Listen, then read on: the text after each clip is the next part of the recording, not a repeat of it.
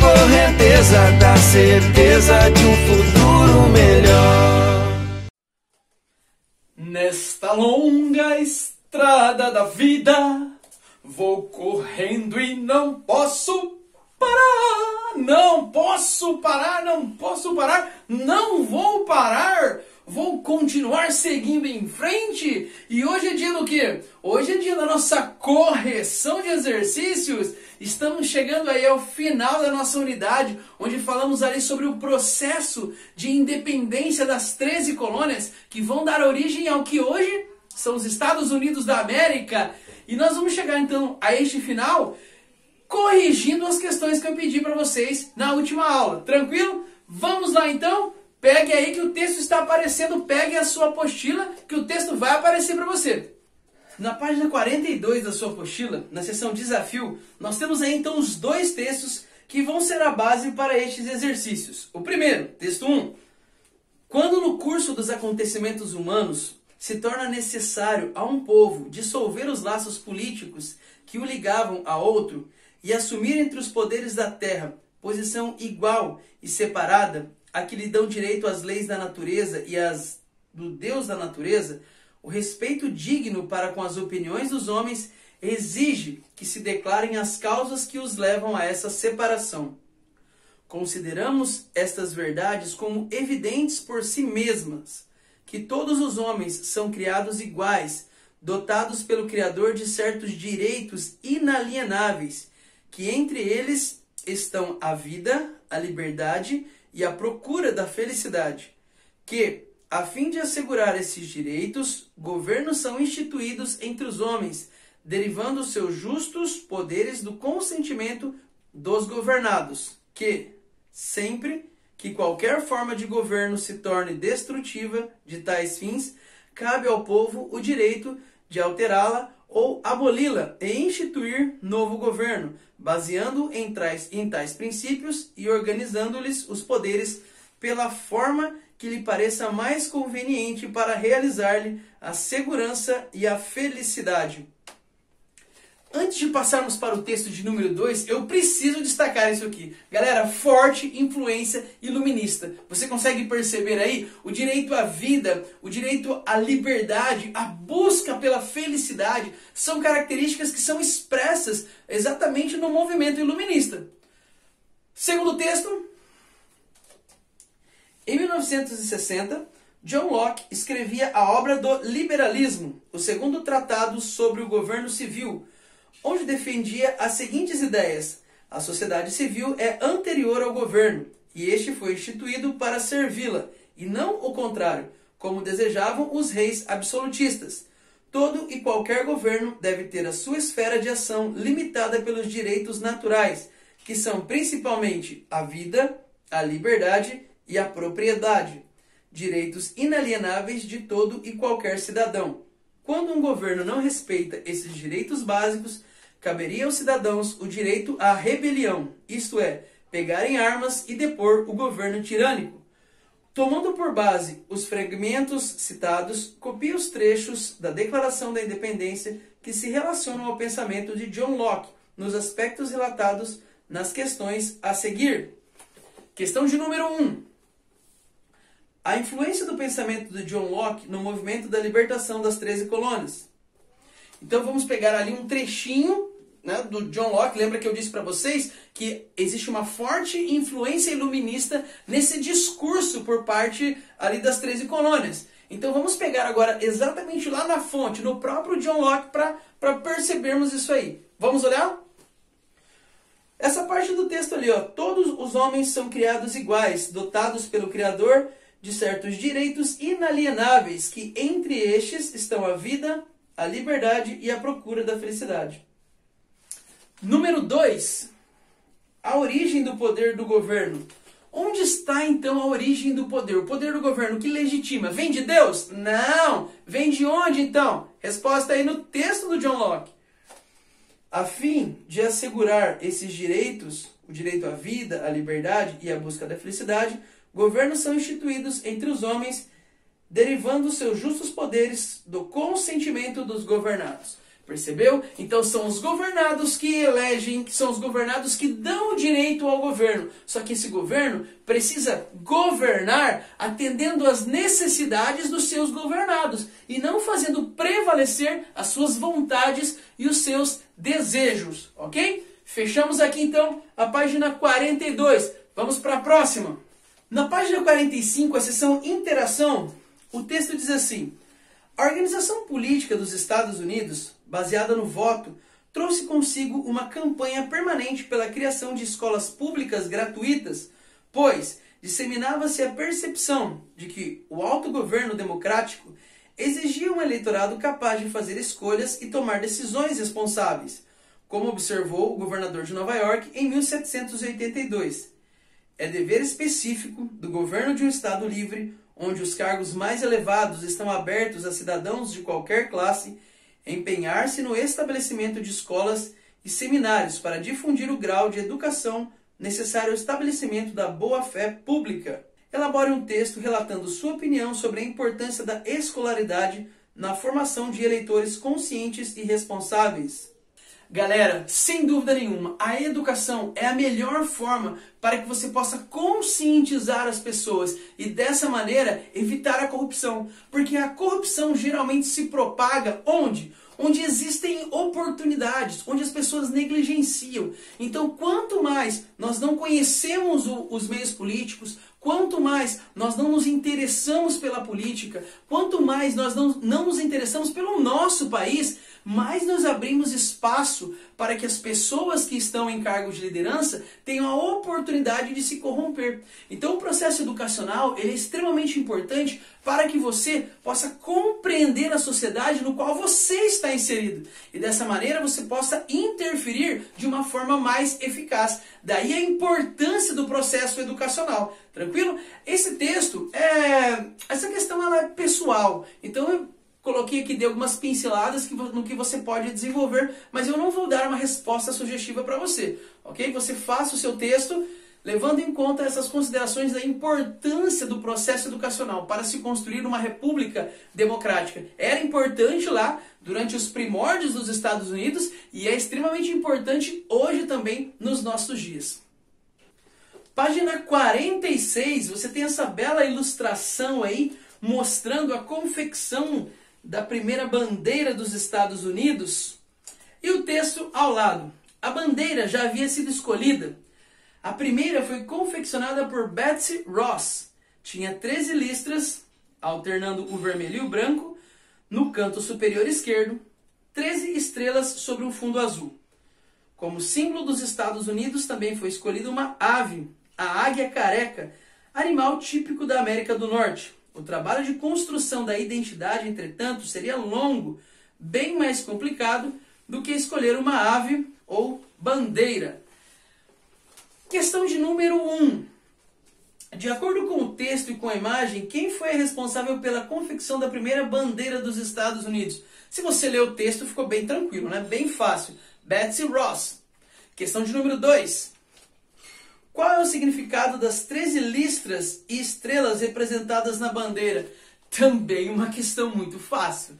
Nesta primeira bandeira, as 13 listras representam as 13 colônias, assim como as 13 estrelas também. Na bandeira atual dos Estados Unidos, são 50 estrelas representando os 50 estados que fazem parte do território atual da União ali, né, dos Estados Unidos. E permanecem ainda as 13 faixas ali alternadas, sendo 7 faixas vermelhas e 6 faixas brancas, totalizando 13. 13 faixas que representam as 13 colônias que deram origem aos Estados Unidos. As 13 colônias originais. Deu origem original. Você entendeu, né? Próxima questão. Segundo o texto, por que a construção de uma identidade entre as 13 colônias foi uma tarefa bastante difícil? Galera, construir identidade. Esse foi um dos grandes desafios, não apenas para os Estados Unidos, mas para todos os países que iniciaram um processo de unificação. No Brasil também.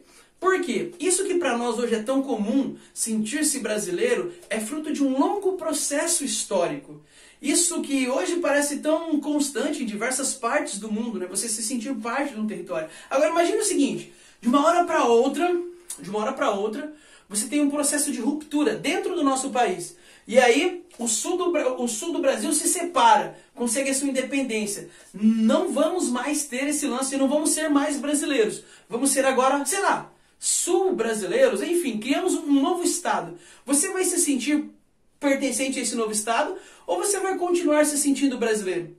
Percebe? Não é tão simples romper com aquilo que já vem anteriormente.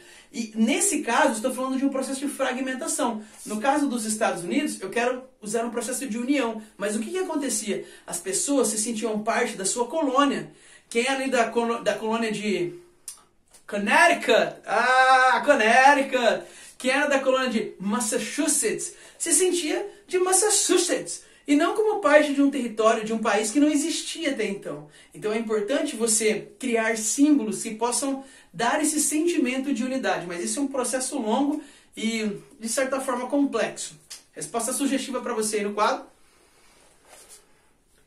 A construção de uma identidade entre as 13 colônias foi uma atividade dificultosa, pois esses territórios foram construídos por grupos sociais distintos, de religiões e culturas diversas. Enquanto as colônias do norte foram povoadas por puritanos que valorizavam o enriquecimento pela força de seu trabalho, as colônias do sul eram escravocratas e agroexportadoras. Por isso, houve grande esforço para uni-las sobre os valores republicanos e de independência.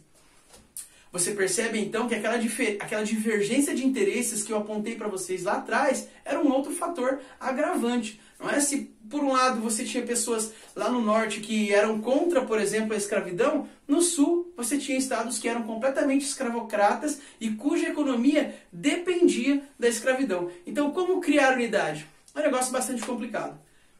Seguindo em frente, chegamos aí à seção extra da nossa apostila. E a questão número 1 diz assim: quais foram as principais diferenças entre a colonização portuguesa no Brasil e a ocupação inglesa nas 13 colônias? Você se lembra?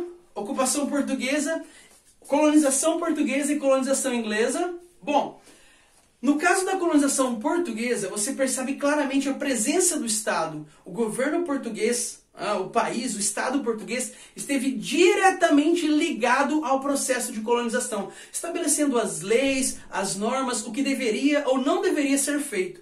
No caso da ocupação inglesa na América do Norte, foi um pouco diferente, porque houve uma grande participação de empresas privadas. O governo coordenava o processo, mas eram estas empresas que estavam diretamente ligadas ao processo de colonização. Por conta disso, você tem essas diferenças que eu citei agora há pouco.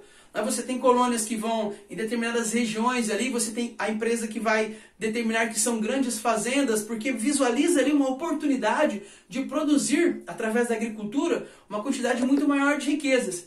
Por outro lado, nas colônias do norte, mais frios, que não eram muito aptas para a agricultura, você busca ali uma outra forma de explorar esse território. Então, eram propriedades menores que tinham como objetivo atrair aqueles colonos que estavam buscando oportunidade ou mesmo que estavam ali fugindo das perseguições religiosas que aconteciam na Inglaterra.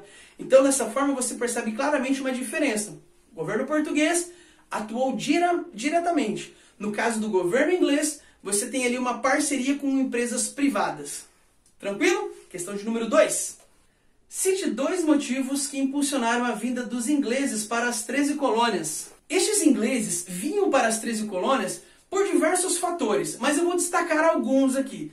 Em alguns casos, as pessoas vinham em busca de oportunidades, tentando fugir de crise econômica mesmo. Você se lembra que existia uma grande quantidade de pessoas vivendo nas cidades inglesas e o salário era muito achatado. Faça uma relação aí com a questão da Revolução Industrial, que vai acontecendo ali exatamente na segunda metade do século XVIII. Então muitas dessas pessoas vinham para a América em busca de melhores condições de vida. Você tem o caso também de pessoas que vislumbravam neste novo mundo uma oportunidade de enriquecimento. Porque são novas terras, terras que podem ser exploradas e de alguma forma talvez eu possa construir uma grande fazenda e me tornar alguém muito bem sucedido neste novo mundo. Por fim, eu quero destacar as pessoas que vinham para a América do Norte fugindo das perseguições religiosas. Legal? Fechamos aí a questão de número 2. Número 3. O que foi o comércio triangular? Quais eram os produtos que transitavam nessa atividade? O comércio triangular foi uma...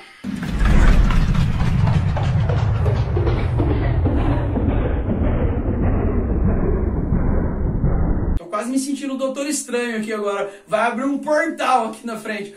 O comércio triangular é o nome que nós damos a um conjunto de atividades comerciais exercidas ali entre a América do Norte, as Antilhas Inglesas e a África. O que acontecia?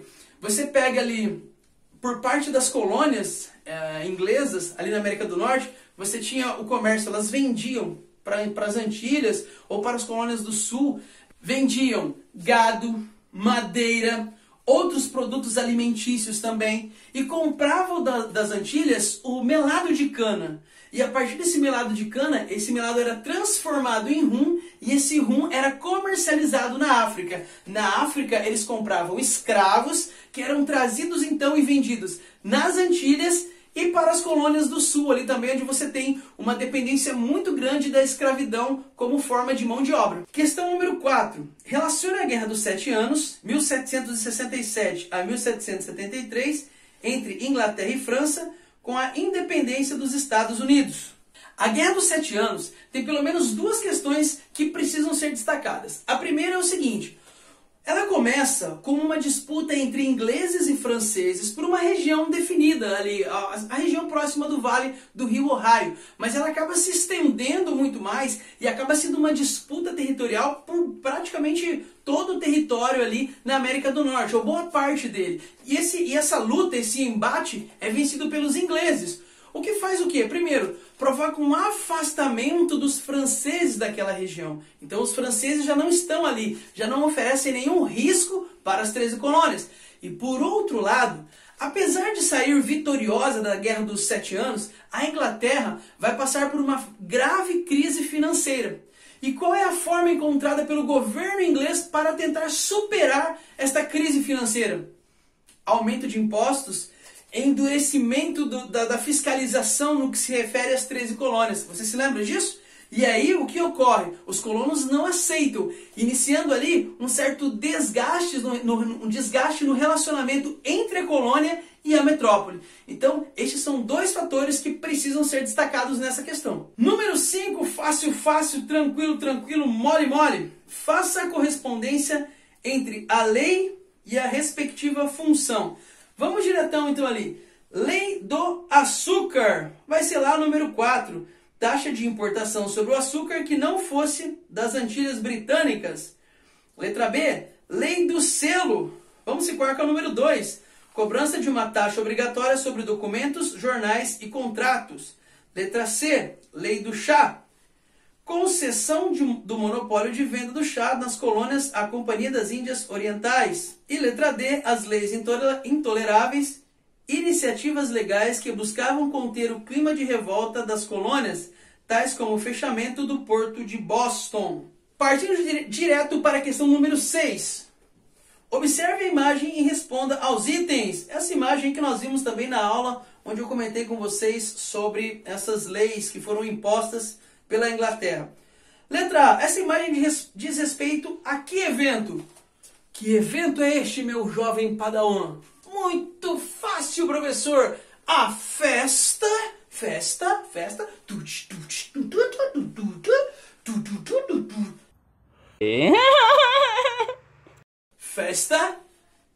do chá de Boston. Ou, usando aí o nosso inglês nórdico, Tea Party of Boston. Não, errei!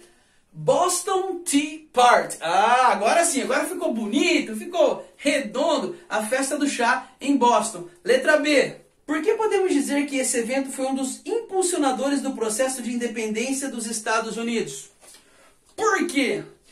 Essa revolta aí, o que acontece? Os colonos, eles não ficaram passivos diante do aumento de impostos e do aumento de controle proposto pela metrópole. E aí o que eles fazem? Uma série de boicotes, uma série de protestos, e o desdobramento de tudo isso é exatamente o processo de independência, a Guerra da Independência. Você se lembra que depois desse episódio aí em Boston, o governo inglês ele vai ficar muito enfurecido e vai lançar ali as chamadas leis intoleráveis. Então esse protesto ele é muito simbólico dentro deste processo de independência dos Estados Unidos, ok? Vamos para a questão de número 7. Quais eram os objetivos dos congressos que aconteceram na Filadélfia? Congresso da Filadélfia, terra que no futuro seria ali de boa, não é? Pam, pam, pam, pam, pam, pam. O professor Alex já esteve lá, depois você pode conversar com ele, pergunta se ele subiu lá nas escadarias do Rock Balboa, se ele subiu, deu um pulinho e ficou fazendo assim lá, igual todo turista sempre faz.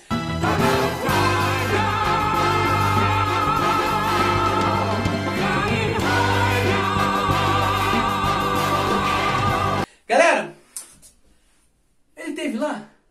Ele já foi para os Estados Unidos, mas agora eu não lembro se ele já esteve lá ou se ele gostaria de estar. Fiquei em dúvida. Pergunta para ele no dia que você tiver live, beleza? Pergunta pro professor. Olha só, Congresso da Filadélfia. Nós tivemos quantos? Quantos? 2, isso mesmo, ó. 1, 2. Esse aqui não tá contando, é esse aqui, ó. 1, 2, voz abaixadinho. 2. Foram 2 congressos. O primeiro congresso da Filadélfia e o segundo congresso da Filadélfia. O primeiro congresso teve caráter separatista? Não. No primeiro congresso, logo após ali a festa do chá em Boston e a tentativa da Inglaterra em querer julgar os envolvidos e tal, o primeiro congresso ele não tem caráter separatista, destaca isso. Por quê? Qual que era o objetivo? Primeiro, eles querem garantir a liberdade. Eles exigem que o rei George III reestabeleça a liberdade das colônias e buscam também por representatividade. Lembram que o argumento utilizado aqui é o seguinte: sem representação não pode haver taxação. E o que acontecia? O parlamento inglês, dentro do parlamento inglês, não havia representantes das 13 colônias. Então este primeiro congresso ele não tem caráter separatista. Já o segundo, caráter separatista. 1775. Depois que o rei George III ali ignora completamente os colônios, inclusive mandando novas tropas, não é, para a América, e aí inclusive essas tropas vão entrar em contato, nós vamos ter os primeiros confrontos ali entre colonos e ingleses. Depois disso nós temos o segundo congresso da Filadélfia. E aí sim, caráter separatista. Ou seja, os colonos estão preparados para se separar da Inglaterra. Tranquilo? Fechamos então os 2 congressos. Última questão. Número 8. Aponte as principais influências do pensamento iluminista e liberal no processo de elaboração da Constituição dos Estados Unidos no ano de 1787. Falando mais uma vez aí sobre o processo iluminista. Lembre-se, quero fechar essa unidade destacando isso. Nós estudamos esse processo de independência dos Estados Unidos porque ele é extremamente importante. Trata-se da primeira colônia dentro da América que está rompendo os seus laços com a metrópole. Isso é inédito, é a primeira. O Brasil vai demorar algum tempo ainda. Estamos falando aqui de 1776, quando é proclamada a independência dos Estados Unidos. O Brasil só se torna independente no ano de 1822. Então você percebe que existe um longo caminho. Então os Estados Unidos são pioneiros. E além disso, é o momento em que aquelas ideias iluministas, essas que nós vamos analisar aqui na questão 8, elas são colocadas em prática. Então onde nós podemos ver essas ideias sendo colocadas em práticas? Divisão em 3 poderes, que é muito usual hoje, mas não era na época. Divisão em 3 poderes. Legislativo, executivo e judiciário. Então isso aí, pegam essa ideia do Barão de Montesquieu e colocam na prática. E um segundo ponto que eu posso destacar aqui, nós já falamos nessa aula mesmo, é a questão de defender alguns direitos que são considerados inalienáveis. Então o direito à vida, o direito à liberdade e o direito de busca da felicidade. Mas eu não posso terminar sem fazer um adendo, né? Lembra que esse direito de liberdade é para todos? Mulheres, indígenas, escravos. O direito da busca da felicidade é para todos? Mais ou menos. Não é para todos, basicamente para uma elite branca de homens, principalmente, que é quem conduz esse processo de independência. Mas já é um avanço, percebe? Nós não vamos chegar a construir uma sociedade democrática e representativa sem preconceitos de uma hora para outra. Não podemos julgar, precisamos entender. Vivemos em outro momento. E se nós estamos hoje em um momento muito melhor no que se refere à representatividade, a leis que talvez sejam um pouco mais justas, né? Temos muito para avançar ainda, mas já estamos num bom momento comparado com o passado. Mas nós passamos por lá, certo? Os avanços que nós temos hoje começaram por ali. Portanto, é importante esse processo de independência dos Estados Unidos, porque é o momento em que aquelas ideias que eram embrionárias, teóricas, lá no iluminismo, elas se tornam práticas agora dentro dos Estados Unidos. Beleza? Galera, nesta longa estrada da vida, vamos parando por aqui, mas vamos continuar na próxima aula. E seguinte nada, amanhã eu falo, amanhã eu vou te dar um recadinho super ultra power, mas você não pode perder a aula de amanhã, quando nós vamos começar então a unidade sobre a Revolução Francesa. E aí eu vou te dar um recado. Beijo no seu coração e até lá. Novos mares, horizontes, aonde quer chegar. O que quiser, tudo alcança, basta acreditar. Novos tempos de mudança, com o pé no chão. Mergulhando nos estudos, acha a solução. O amanhã não é um mistério pra quem leva a sério. Siga a correnteza da certeza de um futuro.